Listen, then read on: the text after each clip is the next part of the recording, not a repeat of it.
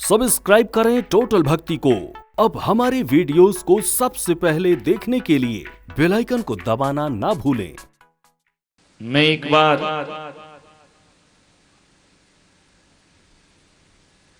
Tihar jail गया।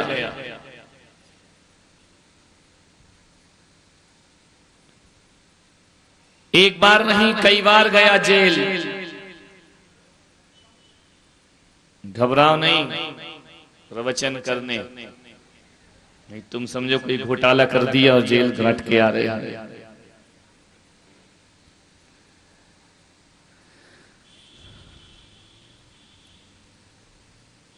जब jail में मैं गया, मैंने प्रवचन करने के लिए मुझे वहां आमंत्रित किया गया। मेरा प्रवचन समाप्त हुआ। मैंने क्या देखा कि एक कैदी एक पेड़ के नीचे बैठा, झरझर आंसू बहा रहा। मैं उसके पास गया।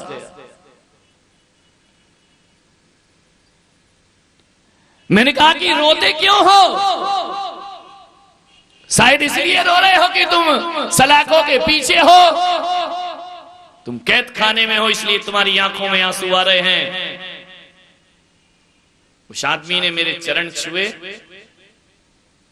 और अपने अश्रुधारा से चरणों का प्रक्षाल किया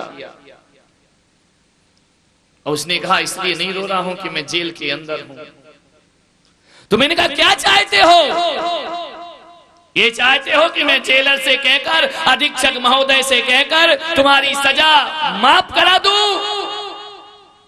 माफ करा दूं या हाफ करा दूं?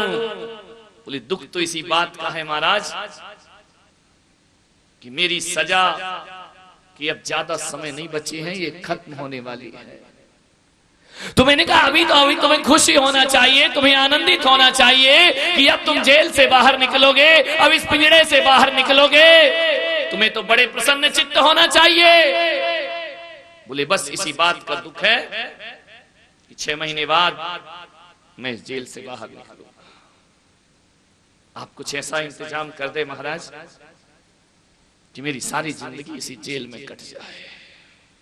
उनका बड़ा अद्भुत कैदी है, और कैदी तो इस चक्कर में रहते हैं कि ऊंची ऊंची दीवार को लांग करके फांद करके बाहर चले जाएं, और कैदी तो इस चक्कर में रहते हैं कि हमें सलाखें तोड़ देना चाहिए, हमें हथकड़ियां तोड़ करके बाहर आना चाहिए। ये बड़ा अद्भुत कैदी है। वह कहता है कि मुझे जेल से बाहर नहीं जाना है, मैं चाहता हूं यही रहूं, यही मेरी मौत हो और यहीं से मैं जिंदगी से विदा लूं। मैंने कहा, ऐसा क्या बात है कि तुम जेल से बाहर नहीं जाना चाहते हो?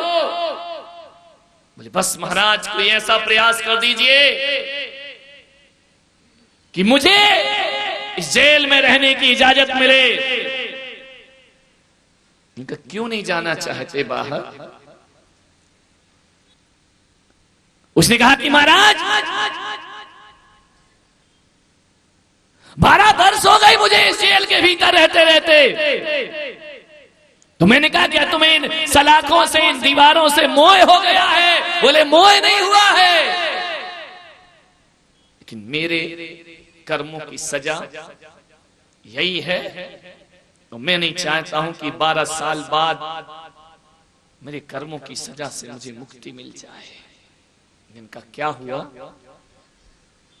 बोले, मेरा भी एक भरा पूरा परिवार था, मेरा भी एक घर था, मेरी भी पत्नी थी, मेरे भी बच्चे थे।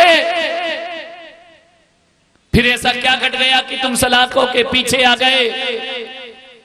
उसने कहा, महाराज जीवन भर की एक गलती मुझे आज तक पश्चाताप और गिलानी से भरी हुई है। मेरी पत्नी थी, मेरे ऊपर जान छिड़का करती थी, बस उसकी और मेरी अनबन इसी बात पर रहती थी कि वो कहती थी, तुम शराब मत पिया करो, तुम नशा मत किया करो, तुम्हें जो करना है वो करो, लेकिन मैं तुमसे गुजारिश करती हूं कि नशे से अपना जीवन बर्बाद मत करो। उसने बहुत समझाया, बहुत संबोधन दिया, बहुत मेरा उत्साह बढ़ाया, तरह तरह की प्रेरणाएं दी उसने, और मेरी पत्नी से जो बन पड़ा उसने मुझे नशे से मुक्ति के लिए प्रयास किया। लेकिन मधोस जवानी में था मैं, जब जब वो कहती थी मुझे बुरा लगता था, मुझे लगता था ये पत्नी नहीं ये दुश्मन है, मेरे पीछे पड़ी हुई है। एक दिन हम दोनों के बीच झगड़ा हो गया। पत्नी ने कहा यदि तुम शराब नहीं छोड़ोगे तो मैं घर छोड़कर चली जाऊंगी। नशे में धुत था, मदोमस्त था। मैंने कह दिया कल की घर छोड़ने वाली आज घर छोड़ करके चली जा, लेकिन मैं ये शराब छोड़ने वाला। बहुत खराब है शराब मेरे भाई। एक बार जिस घर में प्रवेश हो जाए तो उसका निकलना मुश्किल हो जाया करता है, पूरी जिंदगी लग जाया करती है। लेकिन नशा आदमी का पीछा इतने जल्दी छोड़ता नहीं। परेशान हुआ मैं। पत्नी ने कहा कि मैं आज ही चली इस घर को छोड़कर। अपने बच्चों को लेकर के वो निकल गई घर से।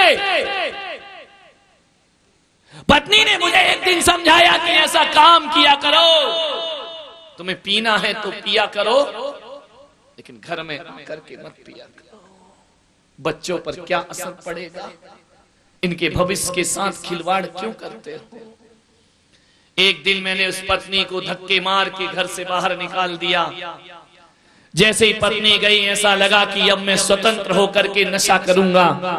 2-4 मित्रों को फोन किया, बुला लिया घर पे।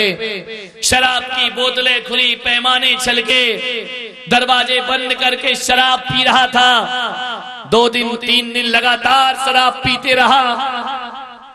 एक दिन किसी ने दरवाजा खटखटाया। हमारी महफिल जमी हुई थी। हमने आवाज दी कि कौन है बाहर। पत्नी ने आवाज ना दी, केवल दरवाजे खटखटाती रही।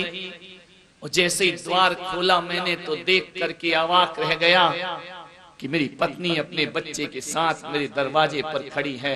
मैंने कहा कि तू क्यों आ गई? तू तो ये बोल करके गई थी कि इस घर में कभी कदम ना रखूंगी। पत्नी ने कहा मैंने बोला जरूर था, लेकिन मैं ये देखने आई हूं कि तुम मेरे बाद इस स्वर्ग जैसे घर को कैसे नरक बनाते हो, मेरे बाद यहाँ की खुशियां कैसे छीनते हो। जिस घर को मैंने मंदिर बनाया अपनी भावनाओं से, आचरण से, तुमने शराब की बोतलें यहाँ खोली। पत्नी आवेश में आ गई। वो इतने गुस्से में आई पत्नी, उसने मेरे मित्रों को गालियां देना शुरू कर दी और कह दिया कि निकल जाओ इस घर से बाहर। किसी के घर को उजाड़ते हुए तुम्हें शर्म आना चाहिए, निकलिए इस घर से बाहर। मैं अपनी पत्नी के द्वारा अपने साथियों का अपमान सहन ना कर सका। मेरे साथियों ने कहा कि जब तुम्हारा पत्नी पर अधिकार नहीं है तो क्यों ये महफिल सजाते हो और क्यों हमें बुलाते हो। तुमने हमारा अपमान किया है, तुमने हमारी बेइज्जती की है। मेरे मित्र तो चले गए, हम पति पत्नी में झगड़ा बढ़ गया। इतना झगड़ा बढ़ा कि गुस्से में आकर के मैंने शराब की कांच की बोतल पत्नी के सिर पर दे मारी। और जैसे ही वह कांच की बोतल मारी उसके ऐसे स्थान पर लग गई, पत्नी तड़पती है और तड़प करके मृत्यु को प्राप्त हो जाया करती है। उसी समय मेरी पत्नी की मौत हो गई। बच्चा बिलक बिलक कर रोया। मेरी शराब के नशे ने मेरी जिंदगी को बर्बाद कर दिया। महाराज, मैं पत्नी का हत्यारा हूं। पुलिस आई, मुझे उठा करके ले गई। मैं 12 वर्ष से सजा काट रहा हूं। 12 वर्ष, एक रात, एक दिन आंसुओं में बहाया है मैंने। अपना जीवन अपने हाथों बर्बाद किया है। आज भी उस पत्नी का चेहरा मेरी नजरों के सामने आता है। अरे जब जब वो रोता हुआ चेहरा आता है ऐसा लगता है इस शराब की दुनिया में आग लगा देना चाहिए, इस शराब की दुनिया को बर्बाद कर देना चाहिए। एक नशा। उसने कहा कि महाराज ध्यान रखना,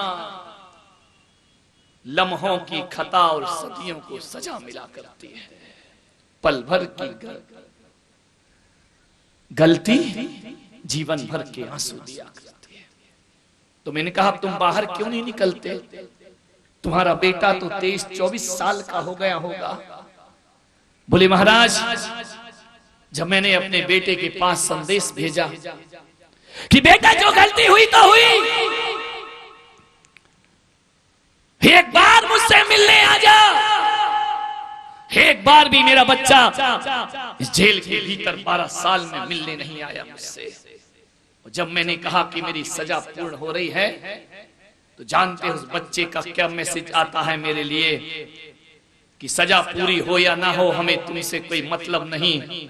और एक बात ध्यान रखना, हम बिना बाप की जिंदगी स्वीकार कर लेंगे, लेकिन किसी हत्यारे को अपना बाप का दर्जा देने को तैयार नहीं है। जो हत्या करता हो, जो खूनी हो, जो शराबी हो, ऐसे को हम अपना बाप स्वीकार करने के लिए तैयार नहीं है। अरे बिना बाप के 12 साल गुजार लिए। अरे ईश्वर ने हमें पाल पोस कर बड़ा कर दिया। हम तो जिस दिन हमारी माँ मरी, उसी दिन हमने अनाथों का जीवन स्वीकार कर लिया। उसी दिन हमने सोच लिया कि हमारा अब कोई नहीं है। हम ऐसे बाप की शक्ल भी देखना पसंद नहीं करते। महाराज, जब अपनी ही औलाद हमें देखना पसंद नहीं करती, तो मैं आपसे निवेदन करता हूं कि मेरी सजा इतनी बढ़वा दो कि मेरी जिंदगी इस जेल में ही खत्म हो जाना चाहिए। मान्यवर, एक छोटी सी भूल, एक छोटी सी गलती, एक छोटी सी खता पूरे जीवन को, सदियों को बर्बाद कर दिया करती है। इस वीडियो को लाइक और शेयर जरूर करें। आप हमारे चैनल को सब्सक्राइब भी कर सकते हैं।